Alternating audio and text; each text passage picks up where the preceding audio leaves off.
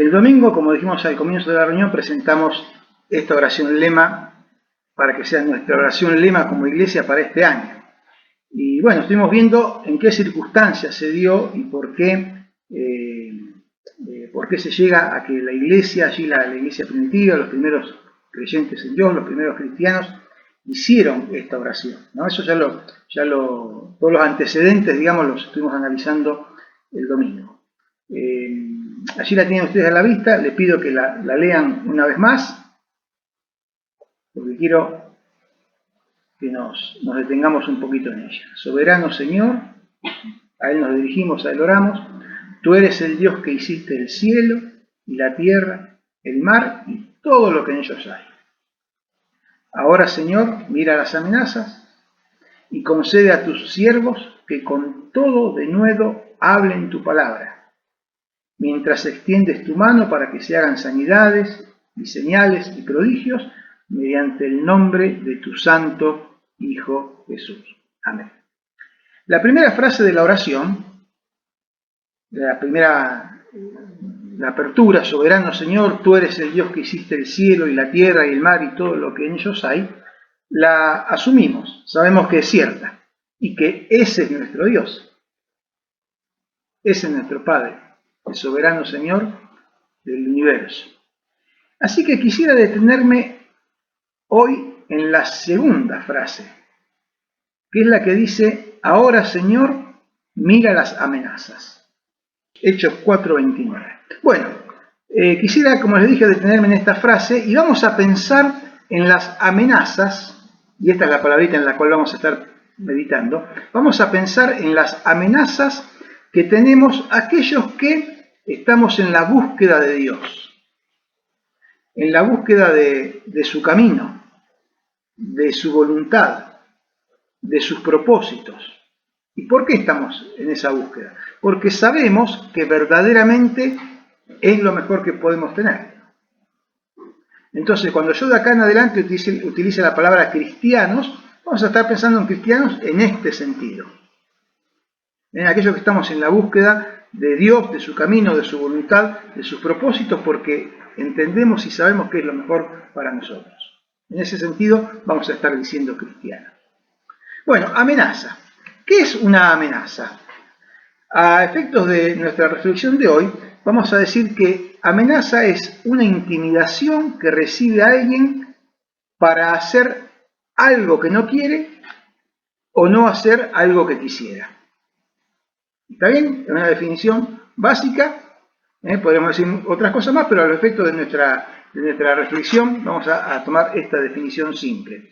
Es la intimidación que recibe alguien para hacer algo que no quiere o para no hacer algo que quisiera. ¿Qué es una amenaza? Cuidado, no hagas tal cosa porque no te conviene. He dicho en ese tono. No, en un tono más suave. No hagas tal cosa porque no te conviene.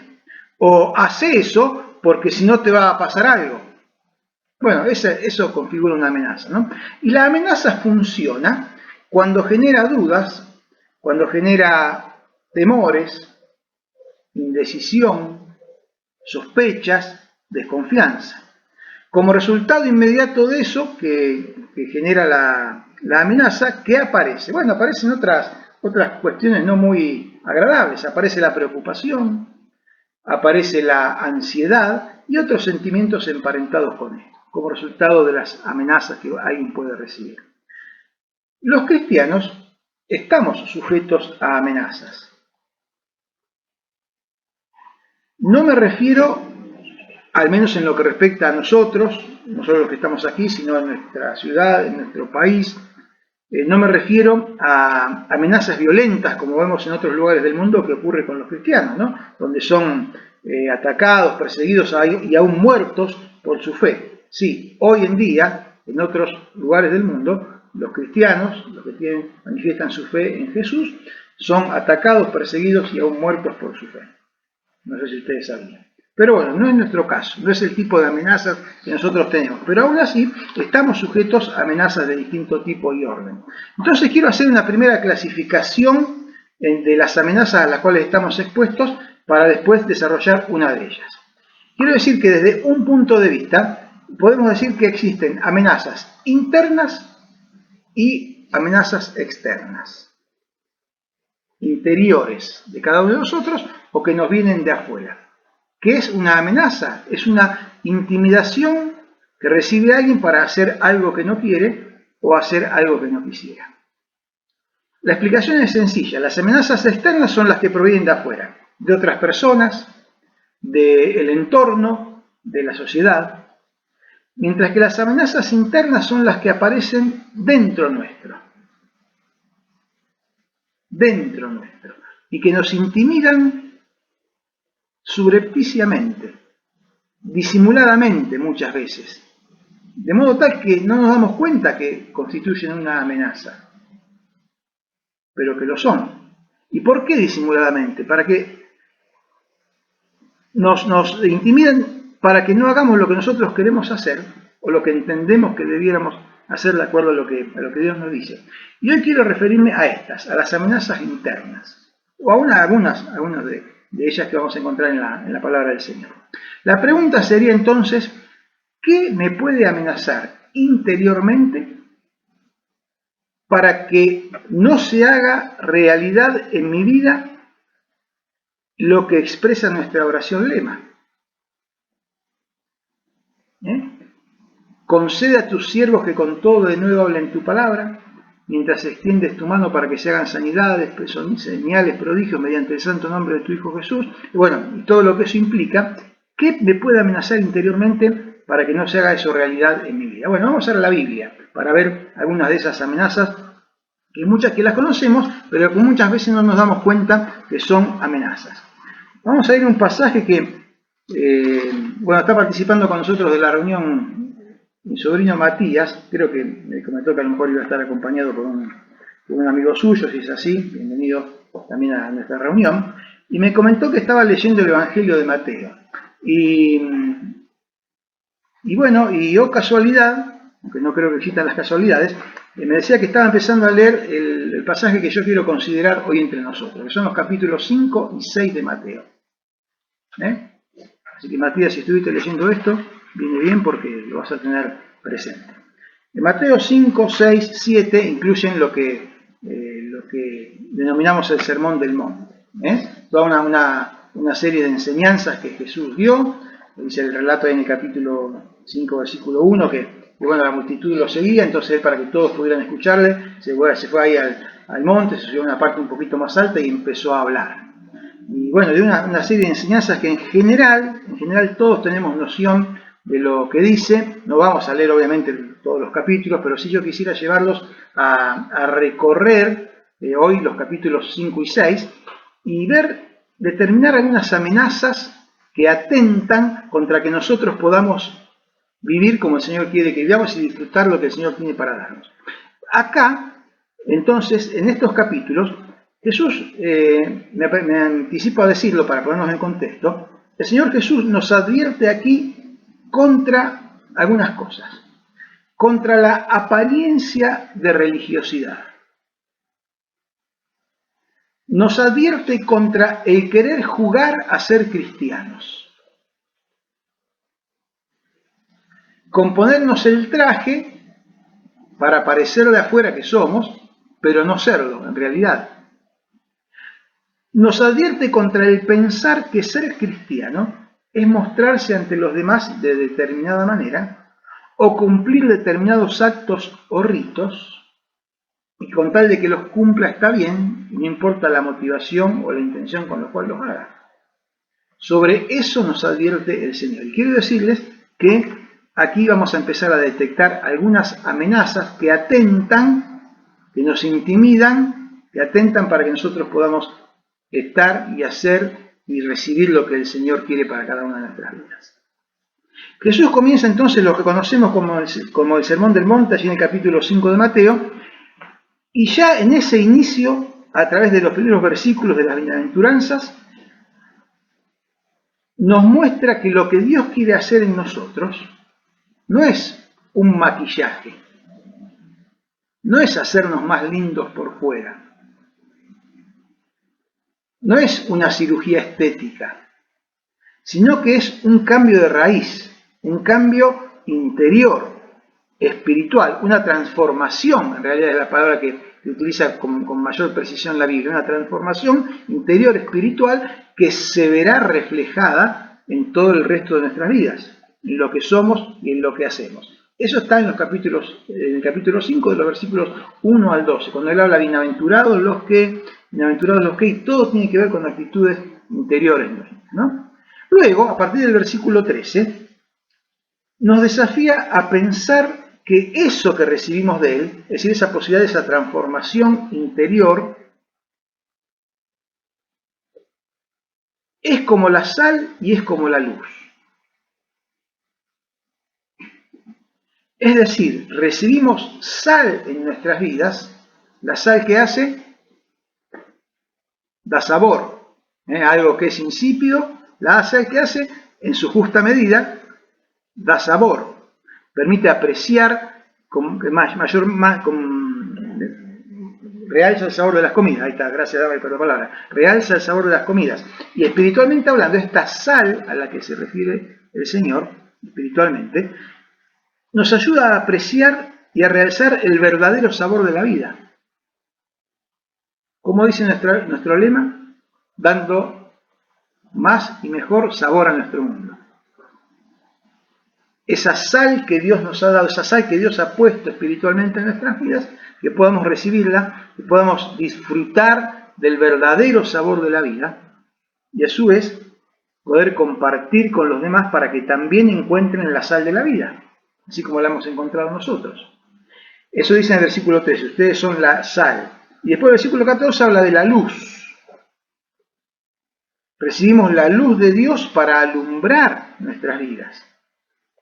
Y esa luz debe servir no solo para cada uno, sino también para que otros puedan verla y darse cuenta que Dios puede iluminarles también. Porque la luz de Dios alcanza para todos. Su luz y su sal no se agotan. Por eso nuestro lema, dando sabor a nuestro mundo. Porque hemos recibido la sal y la luz espiritual de Dios, la disfrutamos, la vivimos, la gozamos y la aprovechamos para su gloria y tratamos de que otros puedan disfrutarla también y tenerla en sus vidas. Dicho eso, y como había y evidentemente hay mucha gente que pensaba que tratando de hacer ciertas cosas bastaba para ser hijo de Dios, para recibir la sal y la luz que provienen de él, Jesús empieza a explicar y a ampliar el concepto de que no se trata de cumplir con ciertos requisitos o realizar determinados actos para que Dios nos vea como sus hijos, sino que, como ya lo había dicho anteriormente, la cuestión es la transformación espiritual interior que se verá reflejada en el resto de la vida. Entonces aquí, eso lo dice en los versículos básicamente del 17 al 20. Entonces aquí aparecen, luego de dicho esto, algunas amenazas internas a las cuales yo me refería hace un rato. Y que, como puede ser que no nos demos cuenta de que constituyen verdaderas amenazas a nuestro desarrollo espiritual, a nuestro verdadero desarrollo en las cosas que Dios quiere, quisiera entonces ver que Jesús nos advierte. ¿Para qué? Para que nos demos cuenta y desterremos esas amenazas de nosotros. Amenazas que atentan contra la posibilidad real de que Dios manifieste su voluntad y sus propósitos en nuestras vidas. Vamos a ir leyendo por arriba, ustedes las conocen. Fíjense, en estos primeros versículos nos habla de la amenaza de la religiosidad. ¿Por qué digo que esto es una amenaza?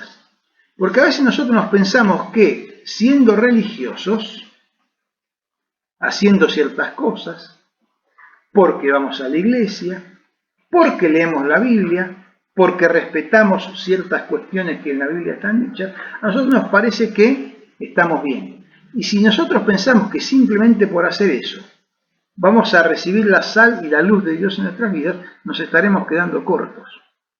Por eso acá el Señor Jesús nos advierte contra la religiosidad y nos muestra que no se trata solo de hacer ciertas cosas por esto, sino que es mucho más profundo. Por ejemplo, el versículo 21 dice: ustedes oyeron que fue dicho, y está citando mandamientos del Antiguo Testamento, no está inventando nada. ustedes oyeron que fue dicho, no matarás. Entonces, yo no maté a nadie. Yo creo que acá, no sé si habrá habido algún caso de alguien que tenga, en su vida haya hecho algo, ha tenido alguna desgracia o ha hecho algo raro, pero yo creo que de acá ninguno mató a nadie. Entonces estamos todos bien, estamos correctos con el mandamiento que dice acá, ¿no? Pero Jesús, ¿qué dice? Ustedes oyeron que dice no matarás, pero yo les digo que cualquiera que se enoje contra su hermano será culpable como si lo hubiera matado. Porque el hecho de llegar a matar a alguien nace del enojo y Jesús iguala la actitud y el pensamiento al acto. Entonces Jesús dice, prevénganse del enojo. No es que no nos vamos a enojar con alguien, pero si ese enojo echa raíz y empieza a hacer su trabajo dentro de cada uno, dice Jesús, eso es como si hubiera matado a alguien. El 27 dice, ustedes oyeron que fue dicho, no cometerás adulterio. Y quizás la mayoría de nosotros podamos decir, quizás alguno en otra época de su vida se tiró alguna canita ahí, no es la cuestión, pero decimos, no, bueno, pues yo no cometo adulterio. Y con eso estoy bien, ya cumplí con lo que el Señor dice. Pero Jesús, ¿qué sigue diciendo? Yo les digo que cualquiera que mira a una mujer, o para las chicas, cualquiera que mira a un hombre para codiciarla o codiciarlo, ya adulteró con él o con ella en su corazón. No cometiste adulterio en el hecho práctico, pero si codiciaste en tu corazón, es como si lo hubieras cometido. ¿Qué dice el 5:33? Ustedes oyeron que fue dicho, no perjurarás, o no jurarás, no, te juro, te juro, te juro, te juro. Pero yo les digo, dice Jesús, que si dicen sí, que sea sí. Y si dicen no, que sea no. Todo lo demás está de más. Todo lo demás procede de mal, dice Jesús. Vos podés jurar todo lo que se te dé la gana, pero no alcanza con eso. Más vale no jures y que si decís que sí, sea sí, y si decís que no, sea no. El 38 dice, oyeron que fue dicho ojo por ojo y diente por diente. Eso está en el Pentateuco. Pero ¿qué dijo Jesús? Yo les digo que aprendan a poner la otra mejilla. Y da algunos ejemplos. No nos vamos a extender ahora en esto. Ustedes oyeron que fue dicho ojo por ojo, diente por diente. Si le hacen algo, vayan y denle el doble de lo que les hizo. Reviéntenlo. Jesús dice, no, muchachos, aprendan a poner la otra mejilla.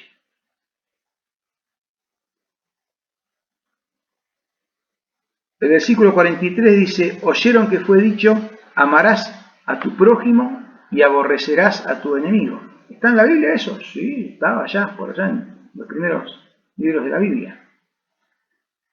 Amarás a tu prójimo y aborrecerás a tu enemigo. ¿Vieron lo que dice Jesús por ahí, no? Claro, cualquiera ama al que lo ama y le hace bien. El asunto es amar al que te hace mal. Jesús dice, yo les digo, demuestren amor, demuestren bondad para con sus enemigos. No es que los amemos en el sentido de amarlo como amamos a un ser querido, sino es mostrar amor en el sentido de mostrar bondad aún para con sus enemigos, bendigan a los que los maldicen, oren por los que les hacen mal. ¿Se dan cuenta, hermanos? Y a veces a nosotros nos parece que simplemente por no haber matado a nadie, por no haber cometido adulterio, por jurar con buena intención, por no vengarme de nadie, o vengarme si me hacen algo. Pero yo le hice algo, pero me lo hizo primero. Eso, o porque amo a aquel que me ama y aborrezco al que no me quiere. A veces nosotros pensamos que con hacer la primera parte está bien. Y eso es una amenaza, hermanos. Porque si nosotros pensamos que con hacer solamente la primera parte, con el que ustedes oyeron, que dice Jesús, que está bien, eso constituye una amenaza. Porque amenaza nuestra vida espiritual, amenaza aquello que Dios quiere y puede hacer en nuestras vidas y tiene preparado para hacer cuando nosotros realmente hacemos de la manera que Él quiere y que hemos estado explicando. En el capítulo 6 continúa con esto. Fíjense que en el versículo 2 empieza a hablar de cuando das limosna. Y ahí habla de cuando das la ofrenda en la sinagoga, en la iglesia diríamos hoy. Nosotros ya no le decimos limosna. Antiguamente, especialmente en la iglesia católica, decimos, acá está la canasta de la limosna. Bueno, nosotros decimos bien la ofrenda. Bueno, cuando des la ofrenda en la iglesia o cuando des una ayuda a los necesitados en la calle, dice Jesús, no lo hagas buscando el reconocimiento de los demás. Hacelo para Dios. Soy tan bueno que ayudo a la gente. O soy tan buen creyente que miren cómo doy mi ofrenda a la iglesia. Cuando des limosna, no lo hagas buscando el reconocimiento de los demás, hacelo para Dios. Cuando ores, dice el versículo 5, no te pongas a la vista de todos queriendo mostrar qué espiritual que sos, con tus oraciones y tu palabrerío. Cuando ores, ora al Padre Celestial en lo secreto de tu corazón, que ve en lo secreto de tu corazón. No quiere decir que no podemos orar en voz alta cuando estamos con otros, como lo hacemos cuando nos reunimos. Pero quiere decir que lo hagamos sabiendo que Dios mira nuestro corazón. No lo hagamos para que los otros nos vean. El versículo 16 dice, si vas a ayunar, 16, si vas a ayunar, no pongas cara de cordero degollado, cara de víctima, cara de sacrificado y de hambriento, para que los demás te vean y digan, uy, mirá qué espiritual que es, que hasta ayuna. Porque el ayuno como sacrificio no es algo que Dios quiere, mucho menos si es para pretender espiritualidad. Entonces, hermanos, estas ideas a veces distorsionadas que tenemos también son amenazas. El Señor nos la presenta y dice, ojo con estas amenazas. Porque si ustedes sucumben a ellas, a cualquiera de ellas, se transforma entonces en impedimento para la obra de Dios. A partir del versículo 19, estamos en el 6:19, del 19 al 21, Jesús da una vuelta más de tuerca a este tema que viene considerando. Es decir, ajusta o afina un poquito más los criterios. Nos dice, si das limosna, si orás, si ayunás para mostrarte ante los demás como que sos muy cristiano, estarás demostrando que querés hacer tesoros en la tierra. Porque querés hacer que los demás te vean y te aplaudan. Entonces estarás demostrando que querés hacer tesoros en la tierra, mientras que Jesús nos recomienda que hagamos tesoros en el cielo. Esto sí me gustaría leerlo. Vamos a leerlo, 6:19. Dice, no se hagan tesoros en la tierra, donde la polilla y el orín, el óxido vendría a ser, ¿no? Donde la polilla y el óxido corrompen, y donde los ladrones minan y hurtan. Sino, háganse tesoros en el cielo, donde ni la polilla ni el óxido corrompen, y donde los ladrones no minan ni hurtan. Porque allí donde esté vuestro tesoro, allí estará también vuestro corazón. Todo lo otro es hacer tesoros en la tierra. Jesús nos dice, preocúpense por hacer tesoros en el cielo. Dejen de lado, no dejen que se constituya en una amenaza su vocación o su deseo interior de hacer tesoros en la tierra. Que los otros lo vean, que los otros los aplaudan, que los otros digan, mirá qué bueno este. Hagan tesoros en el cielo. ¿Dónde está tu corazón? ¿Dónde está tu corazón? Porque allí donde esté tu corazón estará tu tesoro. Es fácil saber dónde está nuestro tesoro. ¿Qué es lo que más nos importa? ¿En qué dedicamos la mayor parte de nuestro tiempo? Allí está tu corazón. El corazón no se ve, evidentemente. El corazón no se ve, pero sí tiene expresión externa y visible. Jesús dice en los versículos que siguen que los ojos, la mirada, son como un reflejo de lo que hay en el interior. Fíjense el 6:22. La lámpara del cuerpo es el ojo. Así que si tu ojo es bueno, todo tu cuerpo estará lleno de luz. Pero si tu ojo es malo, o está enfermo, es maligno, todo tu ser estará en tinieblas. Así que si la luz que hay en ti es tinieblas, ¿cuántas no serán las mismas tinieblas que hay adentro? Y que tus ojos reflejan simplemente, ¿no? Manifiestan. Hermanos, el corazón no se ve, pero tiene expresión externa y visible. Los ojos, la mirada son expresión de lo que hay en el interior. Y hay una sola manera de percibir la luz. ¿Cuál es? ¿Cómo sabemos si algo está iluminado o está oscuro? Por medio de los ojos. No hay otra manera.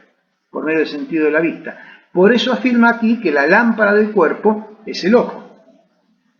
Allí vemos la luz y por allí penetra la luz en el sentido que podemos ver e interiorizar lo que estamos viendo, ¿no? Hay ojo sano y hay ojo enfermo. El ojo sano es el de la persona que tiene motivos puros delante de Dios, de la persona que tiene un deseo sencillo por los intereses de Dios, de aquel que está dispuesto a aceptar y cumplir las enseñanzas del Señor. Porque de esa manera entonces la luz de Dios penetra a todo su ser y toda su vida estará llena de luz. ¿Cuál es la amenaza? La amenaza es el ojo enfermo. La amenaza es el ojo en tinieblas y que no nos demos cuenta que nuestro ojo esté oscureciéndose. El ojo enfermo es el de aquella persona que busca aparentar, que quiere la aprobación de los demás por sobre la de Dios, que tiene una fe acomodaticia a sus propios deseos. No niega la fe, no niega el valor de la palabra de Dios, pero él la va acomodando. A mí me parece que esto sigue así, pero también podría ser así. Una persona cuyo interior en consecuencia va oscureciéndose. Van apareciendo las tinieblas, ¿no? Se van produciendo apagones y esa oscuridad empieza a prevalecer y surge allí como una amenaza. Eso también es una amenaza, hermanos. Eso también es una amenaza. ¿Cómo está tu ojo? Antes pregunté dónde estaba tu corazón. Cuando te miras al espejo, ¿qué ves en tu mirada? Por eso hay una decisión radical que tomar. Para Dios solo sirve si tomamos una decisión radical. No se puede tener un pie en cada lado. No se puede servir a Dios y las riquezas, dice el versículo 24, ¿no? Ninguno puede servir a dos señores, porque o aborrecerá al uno y amará al otro, o estimará al uno y menospreciará al otro. No podéis servir a Dios y a las riquezas. No se puede tener un pie en cada lado. No se puede servir a Dios y poner en estima las cosas de Dios y a su vez pretender tener en gran estima las riquezas que uno considere como tales. No se puede tener el corazón en el cielo y en la tierra. Sí podemos tener el corazón en el cielo y los pies sobre la tierra, porque por acá caminamos, ¿no? Así que tenemos que tener bien firmes y puestos los pies sobre la tierra, pero el corazón en el cielo. ¿Y esto cómo es? ¿Cómo es esto de tener los pies en la tierra y el corazón en el cielo?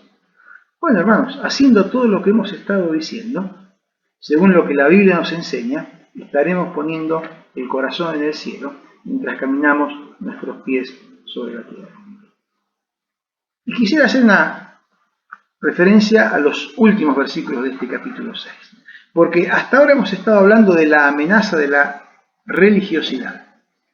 Hermanos, si algo de todo esto lo ves en tu vida, estás siendo amenazado por la religiosidad. Y esa es una amenaza interior. Entonces te invito a que, si en algo de lo que estuvimos diciendo estuviste viendo que algo de eso está en tu vida, si algo se te toca, si la intención, si el pensamiento, si algo no es el correcto, el que Dios quiere, entonces te invito a que te deshagas de esa amenaza. Y ahora quiero hablar 3 minutos de otra amenaza, que es la amenaza de la ansiedad. Está en los versículos de 25 hasta 34, un texto muy conocido también de la palabra de Dios, que comienza diciendo en el versículo 25, por tanto. O sea, relaciona todo lo que venía diciendo de antes con lo que va a decir ahora. Por tanto, entonces permítame resumirlo, por tanto, hacer cosas buscando aparentar o mostrarse.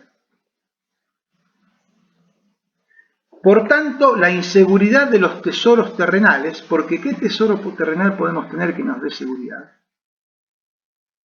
¿Ustedes conocen alguno? Por tanto, tener la lámpara muy tenue o directamente apagada. Por tanto, servir a Mamón, el dios de las riquezas, el materialismo, todo eso resulta en afán, en ansiedad, en inquietud, en preocupación, dice Jesús. Pero, Señor, ¿con qué me voy a vestir? ¿Qué voy a comer o beber el día de mañana? Decimos nosotros. Y ahí aparece la ansiedad. La amenaza de la ansiedad. Miren, la inseguridad provoca ansiedad. Y es una verdadera amenaza para disfrutar de la sal y de la luz de Dios y para poder compartirla con otros. Si buscamos prioritariamente el reino de Dios y su justicia, dice el versículo 33, buscad primeramente el reino de Dios y su justicia. Entonces, si buscamos prioritariamente, si lo ponemos en primer lugar en nuestras vidas, el reino de Dios y su justicia, si hacemos nuestros los intereses de Dios, tanto para nosotros mismos como para los demás, si dejamos el futuro en sus manos, obviamente, ocupándonos y trabajando para que ese futuro llegue. No estoy diciendo tirémonos a hacer la plancha y que Dios se encargue. No. Dejemos el futuro en las manos de Dios, ocupándonos y trabajando. Cuando digo ocupándonos y trabajando, si sos estudiante, estudiando y capacitándote, si trabajás trabajando en las cosas que hacemos todos los días, ocupándonos y trabajando para que ese futuro llegue, pero que llegue por el camino y al destino que Dios tiene preparado. De eso se trata. Si lo hacemos de esa manera, si dejamos el futuro en sus manos, ocupándonos y trabajando para que ese futuro llegue, pero que llegue por el camino y el destino que Dios tiene preparados, dice acá, nos promete que Él se irá encargando de todo. Que Dios irá dando el sabor de la sal,